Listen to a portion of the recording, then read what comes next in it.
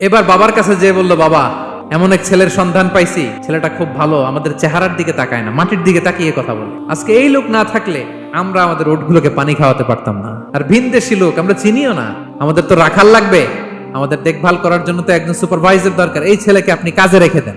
বাবা বলল, যাও নিয়ে আস। মেয়ে দুজন যে বললো, আব্বার কাছে চলেন, আব্বা আপনার কথা বলবে, আপনার সাথে আলাপ করবে। মুসা আলাইহিস সালাম বললেন, ঠিক আছে, তোমরা পেছনে পেছনে যাও, আমি তোমাদের আগে আগে যাই। তোমরা আমাকে বলবা যে ডানে না বায়ে না সামনে। কি চরিত্র ছিল যাতে করে তাদের দিকে তাকানো না লাগে, মুসা আলাইহিস সালামের নজর যেন তাদের দিকে না পড়ে। মুসা আলাইহিস সালাম বললেন, আমি আগে যাই, তোমরা পিছন থেকে বলো ডানে না বায়ে, কোন গলি, কোথায় যাব। আল্লাহু আকবার। তো যাওয়ার পরে মুসা আলাইহিস সালামের সততা, এই বিশ্বস্ততা আর স্ট্রেংথ, শক্তি দেখে ওনাকে কাজে রেখে দিলেন মেয়ে দুটার বাবা। আর বললেন, এত বছর কাজ করবা, পারিশ্রমিক হচ্ছে কাজ যখন শেষ আমার এক মেয়েরে তোমার কাছে বিয়ে দিয়ে দিব।